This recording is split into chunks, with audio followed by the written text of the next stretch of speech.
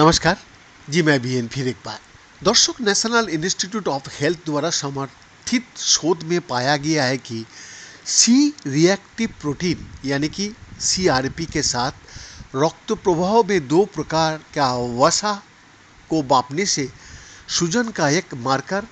दशकों बाद एक महिला के हृदय रोग के जोखिम की भविष्यवाणी कर सकता है। European society of cardiology Congress 2024 में देर से किए गए शोध के रूप में प्रस्तुत किए गए ये निष्कर्ष new England journal of medicine में प्रकाशित हुए थे। हम उस चीज का इलाज नहीं कर सकते जिसे हम माप नहीं सकते,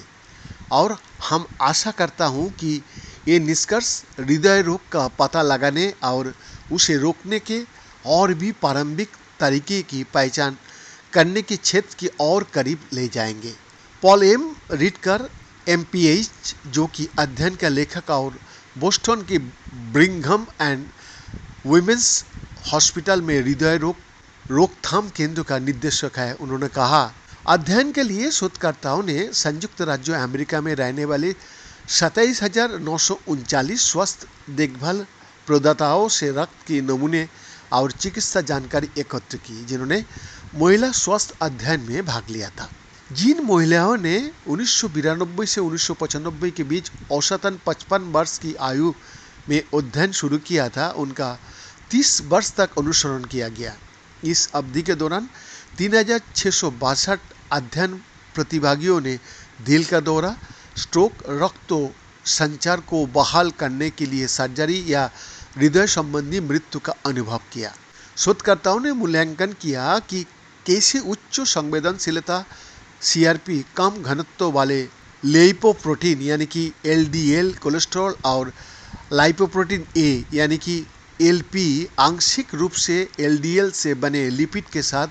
अकेले और सामूहिक रूप से इन घटनाओं की भविष्यवाणी कर सकता है। प्रतिभागियों को 5 श्रेणियों में बांटा गया था, सबसे ज़्यादा से लेकर सबसे कम स्तर वाले लोगों तक। तीनों मार्करों में से प्रत्येक को मापने के लिए, जी हाँ, उसके बाद शोधकर्ताओं ने पाया कि एलडीएल कोलेस्ट्रॉल के उच्चतम स्तर वाली महिलाओं में हृदय रोग के लिए